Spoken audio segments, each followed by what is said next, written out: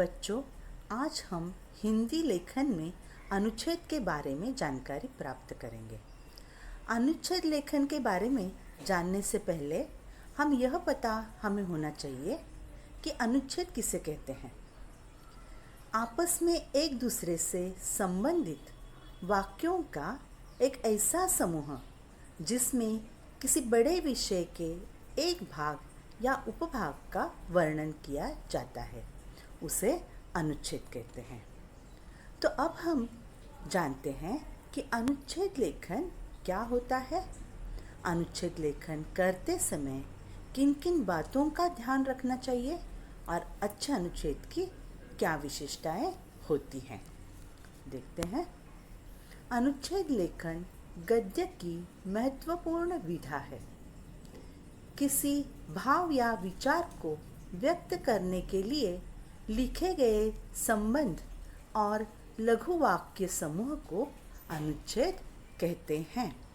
तो अनुच्छेद लेखन गद्य की एक महत्वपूर्ण विधा या लेखन का एक तरीका है जिसमें किसी भाव या विचार को व्यक्त करने के लिए संबंधित और लघु वाक्य समूह होते हैं।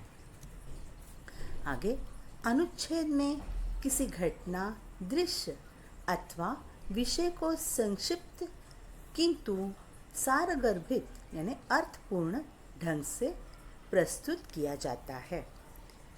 तो अनुच्छेद में किसी घटना, दृश्य या विषय को संक्षिप्त तरीके से आवश्यक तत्वों के साथ प्रस्तुत किया जाता है। अनुच्छेद अपने आप में स्वतंत्र और पूर्ण होते हैं। अनुच्छेद का मुख्य विचार या भाव की कुंजी या तो आरंभ में रहती है या अंत में। एक अच्छे अनुच्छेद लेखन में मुख्य विचार अंत में दिया जाता है। तो अनुच्छेद अपने आप में स्वतंत्र होते हैं। अनुच्छेद का मुख्य भाव या विचार है वह तो आरंभ में रहता है या अंत में रहता है। अभी अनुच्छेद लिखते समय ध्यान रखने योग्य बातें। तो अनुच्छेद लिखते समय हमें किन किन बातों का ध्यान रखना चाहिए यह अब हम देखते हैं। तो पहला है, अनुच्छेद लिखने से पहले रूपरेखा, संकेत बिंदु आदि बनानी चाहिए। कुछ प्रश्न पत्रों में पहले से ही रूपरेखा, संकेत बिंदु आदि दिए जाते हैं। उन्हीं रूपरेखा और संकेत बिंदुओं को ध्यान में रखते हुए अनुच्छेद लिखना होता है। तो अनुच्छेद लिखने से पहले हमें रूपरेखा, संकेत बिंदु आदि बनानी चाहिए और प्रश्न पत्रों में रूपरेखा और संकेत बिंदु विषय के साथ दिए जाते हैं। तो उन्हीं रूपरेखा और संकेत बिंदुओं को ध्यान में रखते हुए हमें अनुच्छेद लिखना होगा। अनुच्छेद में किसी एक ही पक्ष का वर्णन करना चाहिए। ऐसा करना इसलिए आवश्यक हो जाता है क्योंकि अनुच्छेद में शब्द सीमित होते हैं और हमें अनुच्छेद संक्षेप में लिखना होता है। तो अनुच्छेद लिखते वक्त विषय पर ध्यान बनाए रखना चाहिए। विषय दिया है उसके एक ही पक्ष का वर्णन करना चाहिए। तो ऐसा करना हमें आवश्यक होता है क्योंकि अनेक पक्षों को हमें अनुच्छेद में समाहित नहीं करना चाहिए। ऐसा इसलिए ज़रूरी होता है क्योंकि अनुच्छेद की शब्द सीमा है वह निश्चित होती है और हम अनेक पक्षों का वर्णन अनुच्छेद में करेंगे तो हम तय शब्द सीमा के अंदर अपना अनुच्छेद पूरा नहीं कर पाएंगे। आगे है, भाषा सरल, स्पष्ट और प्रभावशाली होनी चाहिए। तो अनुच्छेद लिखते समय हमें यह ध्यान में रखना चाहिए कि हमारी जो भाषा है वह सरल, स्पष्ट और सभी को समझ में आनी चाहिए। आगे देखते हैं, एक ही बात को बार बार दोहराना नहीं चाहिए, क्योंकि एक ही बात को बार बार दोहराने से आप अपने अनुच्छेद को दिए गए सीमित शब्दों में पूरा नहीं कर पाएंगे और अपने संदेश को लोगों तक नहीं पहुंचा पाएंगे। तो अभी अनुच्छेद में जिस बात को हमने एक बार लिख दिया उसे बार बार दोहराना नहीं चाहिए, क्योंकि एक ही बात को बार बार दोहराएंगे तो क्या होगा, तो जो संदेश अपने अनुच्छेद के माध्यम से हमें देना हम चाहते हैं वह तय शब्द सीमा में नहीं दे पाएंगे हम। आगे है, अनावश्यक विस्तार से बचना चाहिए तथा अपने विषय से भटकना नहीं चाहिए। यानी अनावश्यक विस्तार से बचना चाहिए हमें, लेकिन विषय पर ध्यान बनाए रखना चाहिए। आगे है, शब्द सीमा को ध्यान में रखकर ही अनुच्छेद लिखना चाहिए। ऐसा करने से अनुच्छेद में महत्वपूर्ण बात लिखने की ओर ध्यान दे पाएंगे। यानी निर्धारित शब्द सीमा है, उसी में ही अनुच्छेद को पूर्ण करना चाहिए, तभी हम अनुच्छेद में महत्वपूर्ण बातें हैं उन्हें अपने अनुच्छेद में लिखवाएंगे। पूरे अनुच्छेद में एकरूपता होनी चाहिए। ऐसा नहीं होना चाहिए कि कहीं कोई बात विषय से अलग लगे और पढ़ने वाले का ध्यान भटक जाए। तो पूरे अनुच्छेद में समानता होनी चाहिए। कोई भी बात विषय से अलग नहीं होनी चाहिए, ताकि अनुच्छेद जो पढ़ रहा है उसका ध्यान भटक ना जाए। आगे है, अनुच्छेद को प्रभावशाली और रोचक बनाने के लिए सूक्ति अथवा कविता की पंक्तियों का प्रयोग भी किया जा सकता है। तो अनुच्छेद रोचक लगे या आकर्षक लगे तो उसके लिए हमें सूक्ति या कविता की पंक्तियों का उपयोग भी किया जा सकता है।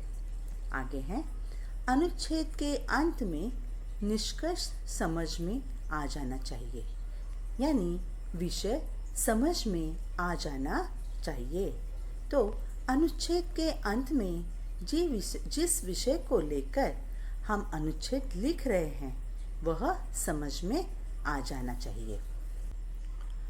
तो बच्चों, यहाँ पर एक अनुच्छेद का विषय दिया गया है। तो विषय है कंप्यूटर का महत्व, और विषय के साथ संकेत बिंदु भी दिए गए हैं।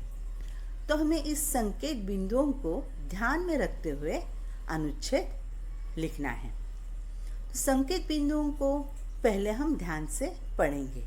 इस संकेत बिंदु क्या दिए गए हैं। अभी पहला संकेत बिंदु है कंप्यूटर का आविष्कार। तो आविष्कार मतलब खोज। आगे है आज की आवश्यकता, यानी हमारे आज के जीवन में कंप्यूटर की क्या आवश्यकता है। आगे उपयोगी वस्तु, यानी कंप्यूटर हमारे दैनिक जीवन में महत्वपूर्ण वस्तु बन गई है। नेक्स्ट है सुविधाएं, यानी अलग अलग सुविधाएं हमें कंप्यूटर से मिलती हैं। तो देखते हैं, आवश्यकता आविष्कार की जननी है। अपनी आवश्यकता को पूरा करने के लिए ही मानव हमेशा नए यंत्रों के आविष्कार करता रहता है। कंप्यूटर विज्ञान का अत्यधिक विकसित एवं उपयोगी यंत्र है। इसके पास ऐसा मशीनी मस्तिष्क है जो निर्देश मिलते ही हमारे काम सही रूप में करता है। भारत में कंप्यूटर का प्रयोग लगभग 30 वर्ष पहले आरंभ हुआ। तब से ऐसा कोई क्षेत्र नहीं है जहां कंप्यूटर न पहुंचा हो। शिक्षा, संचार, उद्योग, परिवहन आदि सभी क्षेत्रों में कंप्यूटर के प्रयोग ने कार्य को और आसान बना दिया है।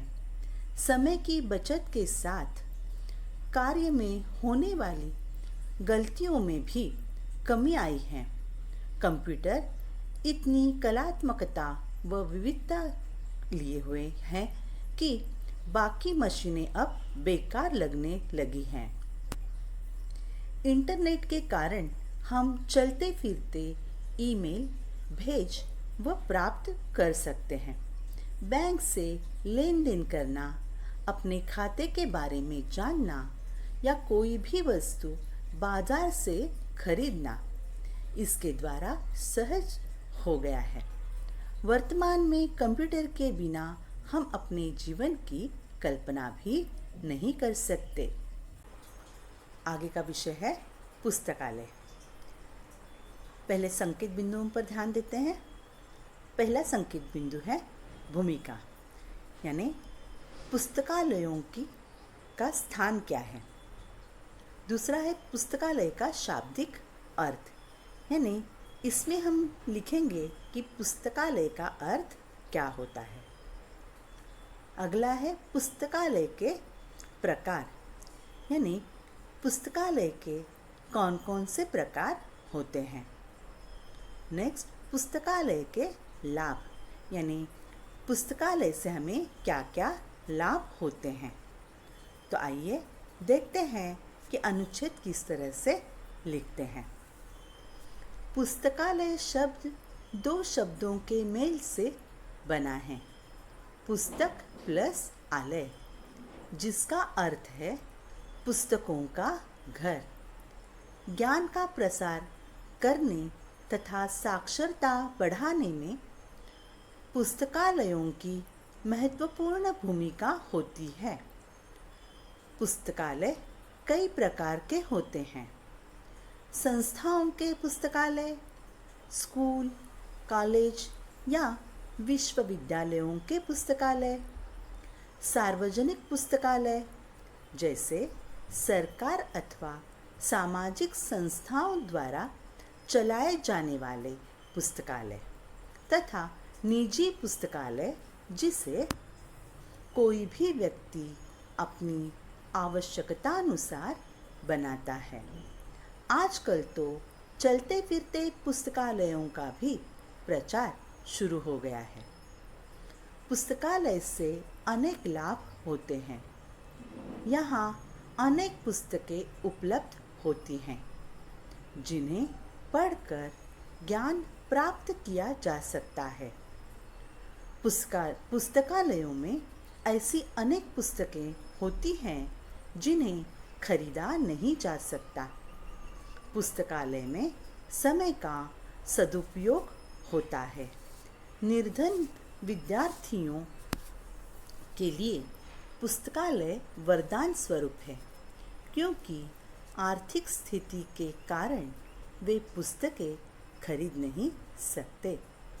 हमारा कर्तव्य है कि हम पुस्तकालयों से पूरा लाभ उठाते हुए अपने ज्ञान की वृद्धि करें। तो बच्चों, अनुच्छेद लिखते समय रूपरेखा संकेत बिंदुओं पर ध्यान रखना चाहिए। भाषा स्पष्ट सरल होनी चाहिए जो सभी को समझ में आए, और अनावश्यक विस्तार से बचे रहना चाहिए। तो इस प्रकार हमें तय शब्द सीमा के अंदर अनुच्छेद को पूरा करना चाहिए। तो आपको अनुच्छेद समझ में आया होगा।